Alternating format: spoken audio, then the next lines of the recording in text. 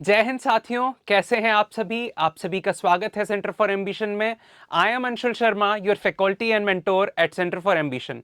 आज के इस एपिसोड में हम डिस्कस करने जा रहे हैं एक बहुत ही इंपॉर्टेंट एज वेल एक यूनिक टॉपिक, जो है इंडिया एनर्जी स्टैक, IES जिसे शॉर्ट फॉर्म में कहा जाता है। अब ये जो इंडिया एनर्जी स्टैक है, ये इंडिया की एनर्जी प्रॉब्लम को सॉल्व करने के लिए टर्म्स में बहुत ज़्यादा यूनिक है, क्योंकि हो ऐसा रहा था। कहानी ये है कि बहुत लंबे समय से इंडिया जो है एनर्जी सेक्टर में बहुत सारे दिक्कतें फेस करता है, और उसमें रिफॉर्म्स हम करते रहते हैं, लेकिन दिक्कतें लगातार बनी ही रहती हैं। उन सारी दिक्कतों को सॉल्व करने के लिए ये इंडिया एनर्जी स्टैक जो है, ये इनिशिएटिव लाया गया, जो कि हर प्रॉब्लम को सॉल्व करता है। अब क्या है ये इंडिया एनर्जी स्टैक, हम एक्सप्लोर करेंगे आज के इस सेशन में। So let's get started.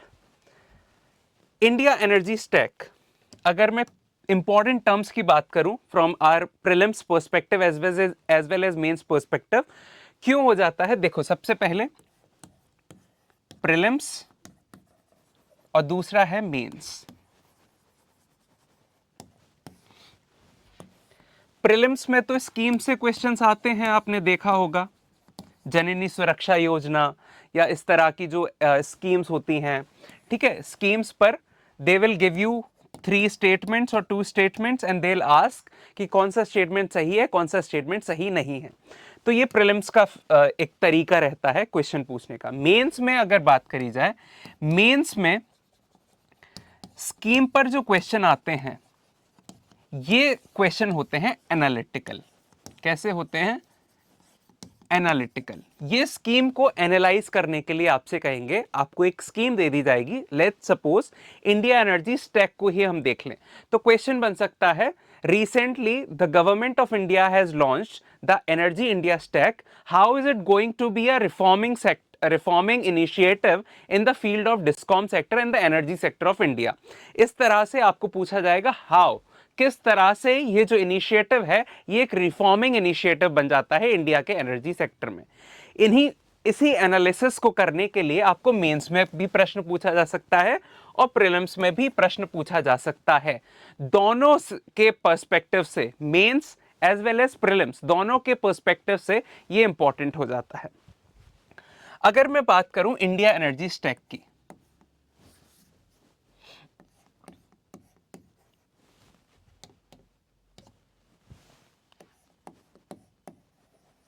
India energy stack, जिसको जनरली IES से डिनोट किया जाता है, सबसे पहले समझते हैं ये स्टैक शब्द का मतलब क्या होता है। What's the meaning of this word stack? Stack का मतलब होता है अ tidy pile of something. A tidy pile of something is known as stack. Stack मतलब एक साफ सुथरा गट्ठर, साफ सुथरा गट्ठर या जमा किया हुई चीज, उसे हम बोलते हैं स्टैक। एनर्जी से मतलब है यहां पर energy generation, energy generation. For example, ये एनर्जी जनरेट हो सकती है कोल से या अदर फॉसिल फ्यूल से। ये एनर्जी जनरेट हो सकती है renewable energy, for example solar, wind, nuclear. तो ये है energy generation. India, that is Bharat. Okay, Bharat का जो एनर्जी सेक्टर है, एनर्जी जनरेशन है, उस एनर्जी जनरेशन को हम एक स्टैक में कन्वर्ट करने जा रहे हैं, एक ऐसा टाइडी पाइल बनाने जा रहे हैं एनर्जी सेक्टर का, जिससे जो एनर्जी सेक्टर में जो भी हमारी प्रॉब्लम्स हैं वो सॉल्व हो सके। तो उससे पहले हमें कुछ बेसिक समझने पड़ेंगे कि दिक्कतें क्या हैं। तो दिक्कतों को समझ लेते हैं पहले। Okay, let's understand what are the problems associated. India ने एक विजन सेट किया है क्या विजन सेट किया है? इंडिया ने विजन सेट किया है विकसित भारत का, विकसित भारत बाय 2047। 2047 तक हमें क्या होना है? विकसित भारत होना है। अब इस विकसित भारत को होने के लिए इसमें हमने अपना कि इतनी ट्रिलियन डॉलर इकोनॉमी हो जाएगी, हम बहुत कुछ अचीव कर लेंगे, तो ये इकोनॉमिक टर्म्स में भी है, प्लस अदर सेक्टर्स भी इसमें इन्वॉल्व हैं। ठीक है, ये बात याद रखेंगे। स्पेशली हमने जो टारगेट सेट किया है विकसित भारत का, वो हमारा डॉलर ट्रिलियन इकोनॉमीज के टर्म्स में होता है। अब इस विकसित भारत 2047 को अचीव करने के लिए हमें क्या करना है? हमें एनर्जी जनरेट करनी है, energy in the sense electricity. Okay, layman's term में आप समझें तो एनर्जी जनरेशन मतलब इलेक्ट्रिसिटी बनाना, बिजली उत्पादन करना, एनर्जी जनरेट करनी है और कंजम्पशन भी करना है। Energy generation as well as energy consumption. जितनी ज्यादा एनर्जी जनरेट होगी, जितनी ज्यादा एनर्जी कंज्यूम होगी, उतना ज्यादा जो भी कोई एक देश है वो विकसित बनेगा, वो डेवलप्ड नेशन बनेगा। अगर हम बात करें, एक थ्योरी आती है, बहुत कॉमन सी थ्योरी है, और उस थ्योरी का नाम है world systems theory. World systems theory ये वॉलेस्ट्रीन ने दी थी, ये इंपॉर्टेंट नहीं है, नाम याद रखना। वर्ल्ड सिस्टम थ्योरी, थ्योरी के अकॉर्डिंग जो कंट्री या जो नेशन, जो कंट्री या जो नेशन, जो कंट्री या नेशन जितनी ज्यादा एनर्जी प्रोड्यूस करता है, एनर्जी प्रोड्यूस करता है और एनर्जी को कंज्यूम करता है, वो उतना ही ज्यादा डेवलप्ड नेशन बन जाता है। For example United states of America, for example Europe, Australia. जो देश, जो राज्य जितनी ज्यादा एनर्जी को प्रोड्यूस करता है, जितनी ज्यादा एनर्जी को कंज्यूम करता है, वो देश उतना ही ज्यादा विकसित बनता जाता है। तो हमें क्या करना है? विकसित भारत बनाने के लिए हमें इसी चीज को फॉलो करना है। हमें एनर्जी सेक्टर पे बहुत ज्यादा रिफॉर्म करने की जरूरत है।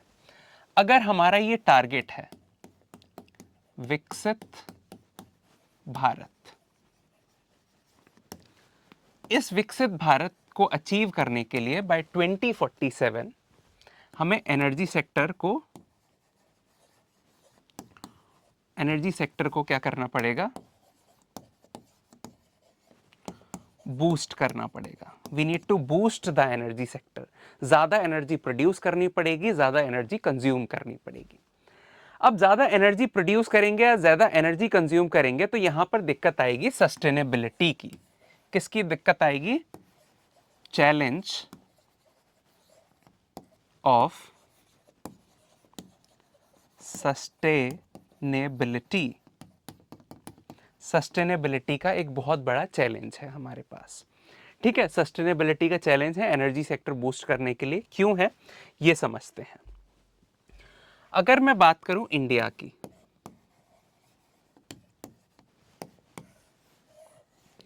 इंडिया में फिलहाल हम बात करते हैं इंस्टॉल्ड कैपेसिटी की, इंस्टॉल्ड कैपेसिटी की।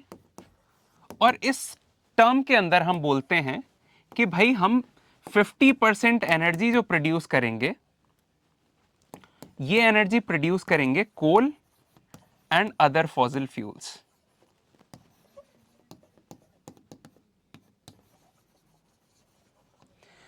फिफ्टी परसेंट एनर्जी हम प्रोड्यूस करेंगे कोयले से या बाकी के फॉसिल फ्यूल से, और बाकी 50% एनर्जी हम प्रोड्यूस करेंगे, 50% of the rest amount of energy will be produced by renewable या फिर non conventional sources. Non conventional sources, जैसे कि सोलर, विंड, न्यूक्लियर, ठीक है, इस तरह के सोर्सेस से हम 50% एनर्जी प्रोड्यूस करेंगे। तो ये इंस्टॉल्ड कैपेसिटी की बात है, ये है, ठीक है। Let's quickly go through it. India, विकसित भारत के टर्म्स में अभी इंडिया की पोजीशन क्या है?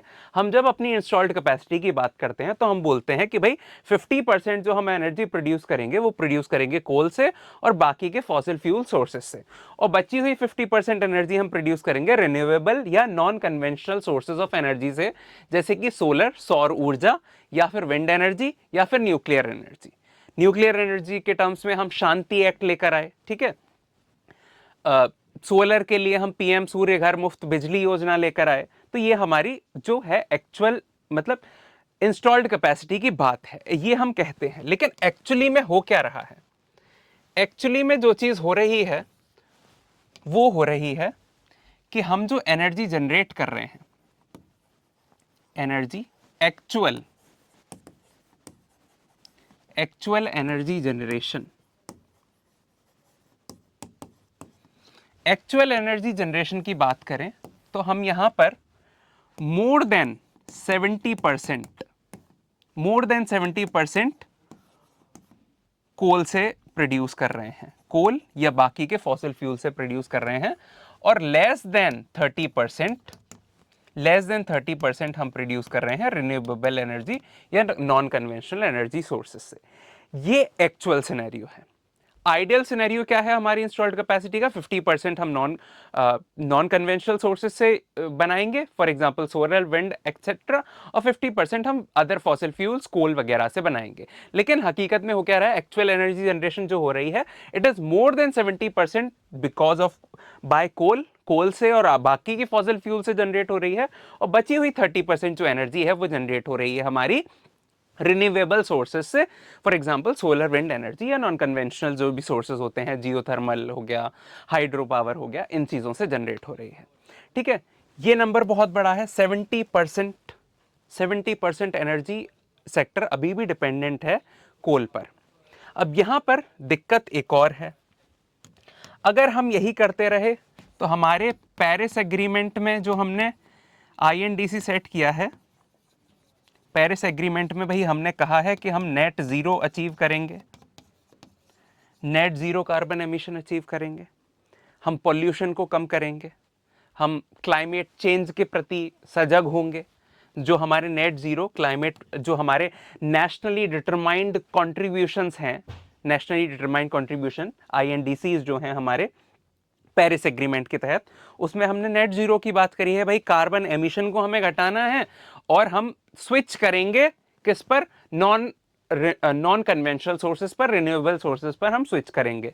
लेकिन हकीकत में दिक्कत क्या आ रही है? अभी भी 70% हम कहां से एनर्जी प्रोड्यूस कर रहे हैं? कोल से। लेस देन 30% रिन्यूएबल एनर्जी से प्रोड्यूस की जा रही है।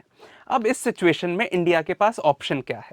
तो ये प्रॉब्लम ऑफ सस्टेनेबिलिटी आपको समझ में आया होगा। प्रॉब्लम ऑफ सस्टेनेबिलिटी के हमारे पास विकसित भारत बनने के लिए हमें एनर्जी को ज्यादा प्रोड्यूस करना है, एनर्जी को ज्यादा कंज्यूम करना है, लेकिन सस्टेनेबिलिटी का प्रॉब्लम जो है, चैलेंज ऑफ सस्टेनेबिलिटी आ रहा है, वो यहां आ रहा है नेट जीरो एमिशन, या हमारे पेरिस एग्रीमेंट में जो आईएनडीसीज हमने डिसाइड किए एज अ नेशन, वो कहीं ना कहीं हमें ये अचीव करने में थोड़ा सा बीच में एक हर्डल टाइप आ रहे हैं, ठीक है। तो ये हो गई हमारी बात कि हम किस तरह से हमारी इंस्टॉल कैपेसिटी होनी चाहिए वर्सेस हमारी एक्चुअल कैपेसिटी कैसे जनरेट हो रही है, और हमारा उससे क्या कॉन्ट्रडिक्शन बन रहा है पेरिस एग्रीमेंट के तहत, जो हमारे नेशनली डिटरमाइंड कॉन्ट्रीब्यूशंस हैं, नेट जीरो एमिशन के, पॉल्यूशन कम करना है, क्लाइमेट चेंज पर ध्यान देना है, ये सारी चीजें। अब इंडिया कर क्या सकता है?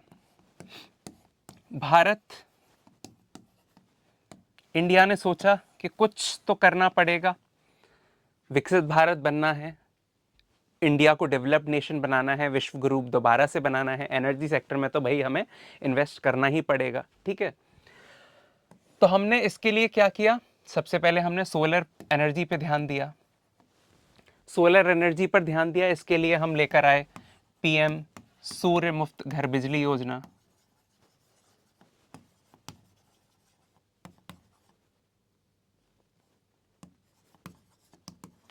या इसे इन शॉर्ट कह देते हैं सोलर रूफटॉप। सोलर रूफटॉप योजना, जिसमें क्या किया गया, लोगों को सब्सिडी दी गई कि भाई आप अपने घर की छत पर जो है सोलर रूफटॉप लगा लीजिए, वहां से एनर्जी जो जनरेट होगी वो हमारे डिस्कॉम सेक्टर ले लेंगे, और इस तरह से जो सोलर रूफटॉप योजना है वो हमारा सोलर सेक्टर को बूस्ट करेगी।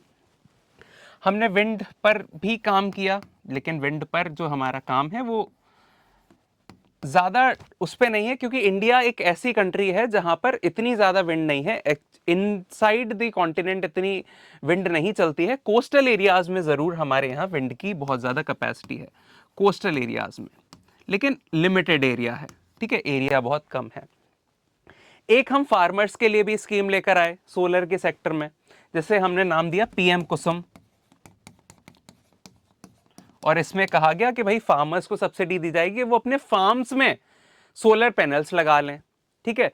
इसके अलावा हमने फोटिक वोल्टिक इंफ्रास्ट्रक्चर भी चलाया कि भाई जो बिल्डिंग्स बनेंगी उन बिल्डिंग्स की विंडोज में, डोर्स में, ग्लासेस में आप सोलर पैनल्स या सोलर वोल्टिक सेल्स इंस्टॉल करके चलिए। तो ये हमारा सोलर में हमने बहुत ज्यादा बूस्ट किया, ये देखने को मिला।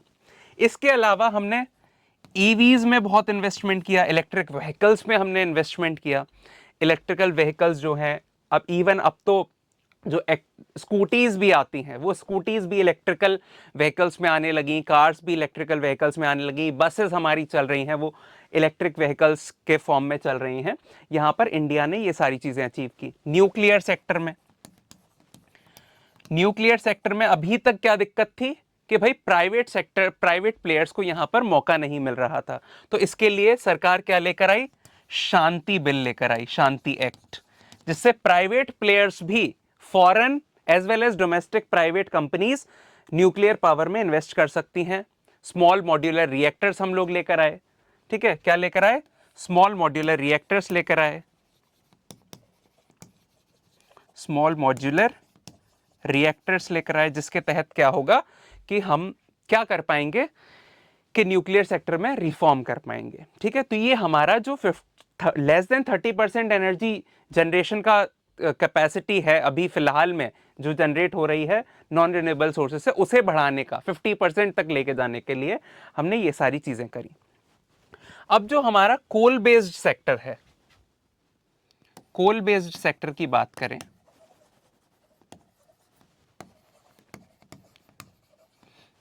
कोल बेस्ड सेक्टर की बात करूं तो यहां पर थर्मल पावर प्लांट है, thermal power plant. Let's suppose Harduaganj thermal power plant.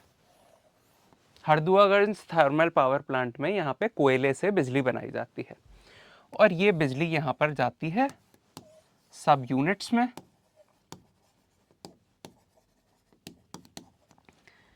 यहां पर भी ग्रिड सिस्टम है, और फिर यहां से ये एनर्जी सब यूनिट से डिस्ट्रीब्यूट होती है ऑल ओवर द सिटी। तो ये जो काम करते हैं, ये इस वाले ग्रिड पे जो काम किया जाता है, ये काम करती हैं डिस्कॉम्स। कौन करती हैं, डिस्कॉम्स करती हैं, डिस्ट्रीब्यूशन कंपनीज। ये डिस्ट्रीब्यूशन करने का काम, सब यूनिट से जो बिजली बांटने का काम होता है उनको, वो काम होता है डिस्कॉम्स के द्वारा, ठीक है। ये होता है, ये हमारा ग्रिड सिस्टम है। अब यहां पर भी कुछ दिक्कतें हैं। यहां पर क्या दिक्कतें हैं हमारी, यहां पर दिक्कत है ग्रिड इंटेग्रिटी की, ग्रिड इंटेग्रिटी की, ठीक है। बिजली चोरी हो जाना, ग्रिड अच्छे से काम ना करना, ये सारी। और डिस्कॉम सेक्टर्स हमारे किस में चलते हैं, लॉस में चलते हैं। डिस्कॉम सेक्टर लॉस में चलते हैं। यहां पर क्या होता है, ये स्टेट ओन्ड होते हैं, राज्य सरकार के तहत होते हैं ज्यादातर डिस्कॉम सेक्टर्स, और इनको सब, और बिजली में, बिजली के क्षेत्र में, एनर्जी के सेक्टर में स्टेट गवर्नमेंट बहुत सारी क्या करती हैं, सब्सिडीज प्रोवाइड कर देते हैं। कहीं कहीं 200 यूनिट बिजली फ्री है, 300 यूनिट बिजली फ्री है, 500 यूनिट बिजली फ्री है। आपने बिजली फ्री दे दी जनता को, फ्री बीज हो गई, ठीक है, फ्री की रेबड़ियां बट गई, लेकिन दिक्कत कहाँ आई, इन डिस्कॉम कंपनीज को। अब इन डिस्कॉम कंपनीज को प्रॉफिट नहीं हो पा रहा है, ये कहाँ जा रही हैं, लॉस में जा रही हैं। अब सरकार एक तरीका लेकर आई, let's privatise these discom sectors. ये जो डिस्कॉम कंपनीज हैं इन्हें प्राइवेटाइज कर दीजिए। अगर ये प्राइवेटाइज हो जाएंगी तो सरकार को सब्सिडी दे रही है सरकार, लेट्स अच्छी बात है, सरकार सब्सिडी देगी, लेकिन सरकार पेमेंट भी करेगी, टाइम पर भी पेमेंट करेगी, क्योंकि अब वो प्राइवेट कंपनीज के हाथ में है, सरकारी कंपनियों के हाथ में नहीं है। अब यहां पर डिस्कॉम सेक्टर्स का हमने रेनोवेट किया, इनको रिजुवनेट किया और इन्हें प्राइवेटाइजेशन इनका किया, ताकि ये एनर्जी, ये जो लॉस चल रहा है, ये लॉस गेन में कन्वर्ट हो जाए।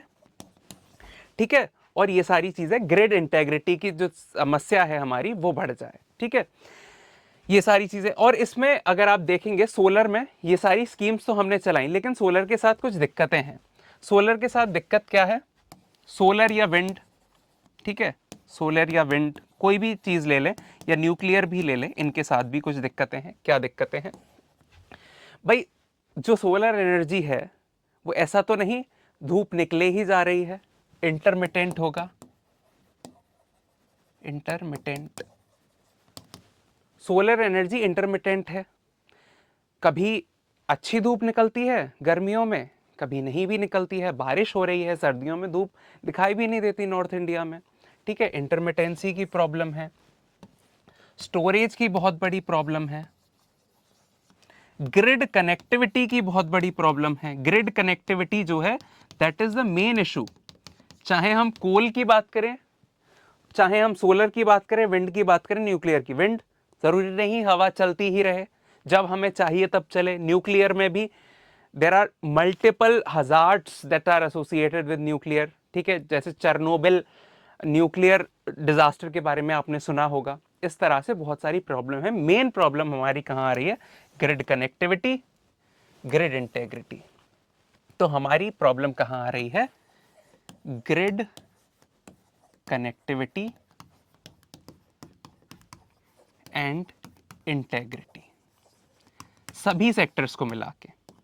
चाहे मैं कोल की बात कर लूं, अदर फॉसिल फ्यूल्स की बात कर लूं, सोलर की बात, विंड एनर्जी, न्यूक्लियर एनर्जी, सब में दिक्कत कहां आ रही है? ग्रिड कनेक्टिविटी और इंटेग्रिटी की। अब इस चीज को सॉल्व करने के लिए भारत सरकार ने एक बहुत ही बढ़िया आइडिया लगाया, एक आइडिया लेकर आए, जहां पर हम क्या होंगे, सपोज मैं कोल बेस्ड एनर्जी बना रहा हूं, कोल बेस्ड एनर्जी बना रहा हूं, और यहां सपोज मैंने बना ली सरप्लस एनर्जी, सरप्लस एनर्जी बना ली नॉर्थ में या नॉर्थ के पार्ट में, और मैंने ये सरप्लस एनर्जी भेज दी ईस्ट इंडिया में। मेरे पास प्रावधान होना चाहिए ना भाई, मेरे पास सरप्लस है, ईस्ट इंडिया में कमी है, सपोज नॉर्थ इंडिया में ज्यादा बन गई, ज्यादा धूप निकल रही है, ज्यादा कोल का कंजम्पशन है, यहाँ पर कोल एनर्जी की बात कर रहे हैं, तो यहाँ ज्यादा सरप्लस बन गई, यहाँ डेफिसिट था, मैंने यहाँ से यहाँ ग्रिड कनेक्टिविटी कर ली, यहाँ भेज दी। सोलर, मैंने अपने घर पे सोलर पैनल लगाया, ज़्यादा बिजली बन रही है भाई, मैंने बोला सरकार से कि आप कनेक्ट कर लीजिए, यहाँ से कनेक्टिविटी आप ले लीजिए और अपनी ग्रिड्स में इसे जहाँ ज़रूरत है वहाँ एनर्जी को सप्लाई कर दीजिए।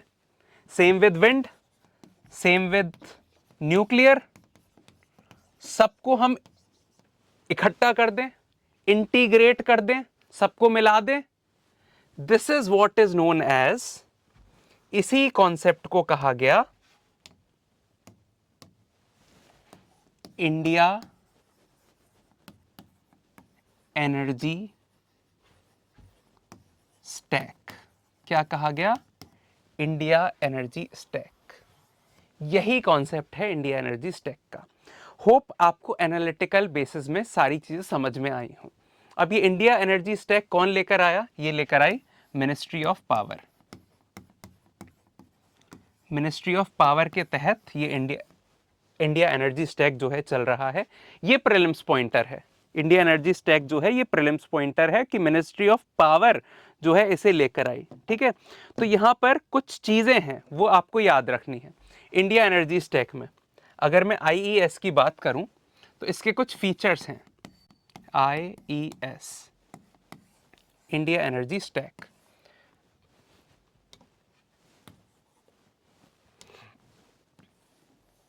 कुछ फीचर्स हैं।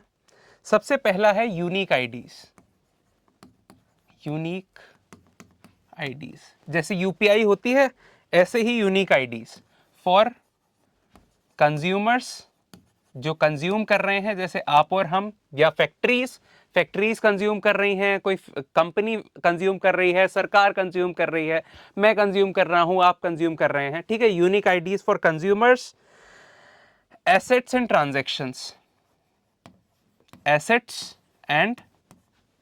एसेट्स मींस प्लांट्स हो गए, ग्रिड्स हो गई, और इनके बीच होने वाले ट्रांजैक्शंस, इन सब के लिए हम एक यूनिक आईडी बनाएंगे। जैसे कि यूपीआई है, सब जगह चल जाता है यूपीआई, ऐसे ही ये यूनिक आईडी बनेगी आईईएस के तहत, ठीक है।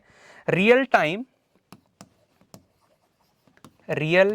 Time consent based,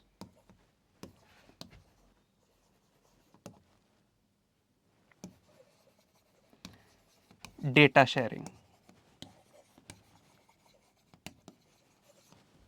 real time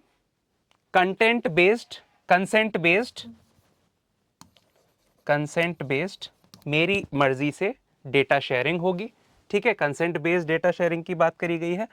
open APIs बनेंगे, ओपन एपीआईज कि जिसे चाहिए कैसे प्रोग्रामिंग हुई उस बेसिस पर, for seamless system integration, for seamless system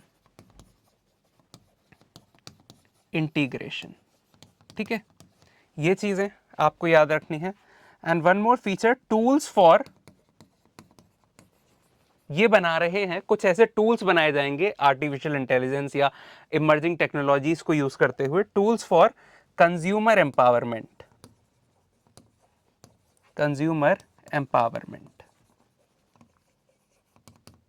market access, and innovation, नवाचार, ठीक है। किस तरह से टूल्स बनाए जाएंगे कंजम्पशन के लेकर, कस्टमर को लेकर, इस तरह के टूल्स जनरेट किए जाएंगे यहाँ पर नई इमर्जिंग टेक्नोलॉजीज को यूज करते हुए, जिससे क्या होगा, फॉर एग्जांपल एम्पावरमेंट किस तरह से, मेरे घर में सोलर पैनल लगा है, अब बिजली का बिल बहुत कम आता है, यहाँ से मेरा एम्पावरमेंट हुआ, अब वो जो बची हुई इनकम है मैं कहीं और इन्वेस्ट कर सकता हूँ, ठीक है। इस तरह की ये जो फीचर्स हैं ये आपके इंडिया एनर्जी स्टैक में जरूरी है। ये फीचर्स जो हैं आप इन्हें नोट डाउन कर लीजिए, आइदर टेक स्क्रीनशॉट, ठीक है।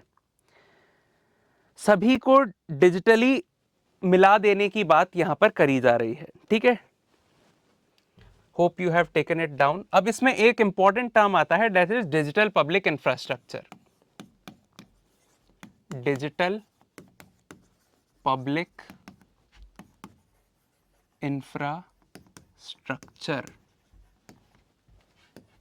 DIP, digital public infrastructure, DPI important term है, याद रखिएगा। डिजिटल पब्लिक इंफ्रास्ट्रक्चर बनाया जाएगा जो क्या करेगा, that will provide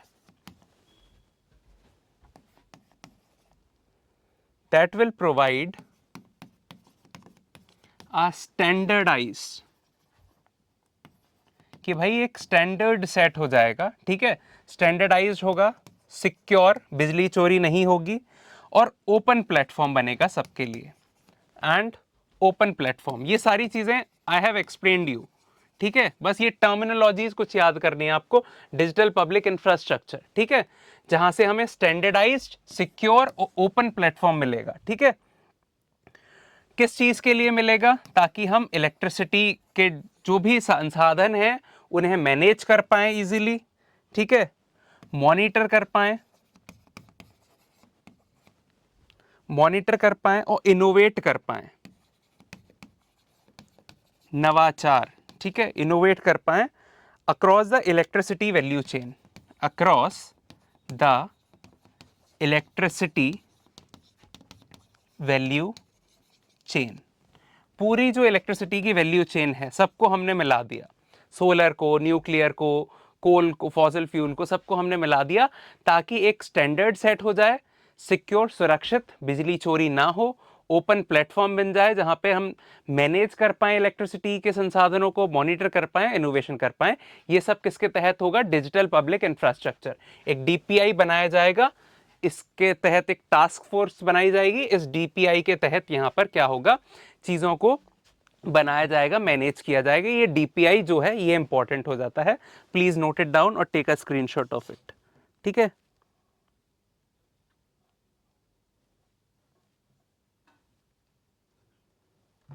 hope you have taken it, आपने ये नोट कर लिया होगा। तो यहां से कुछ चीजें जो इंपॉर्टेंट हो जाती हैं वो यही है, एक स्टैंडर्ड सेट करना है।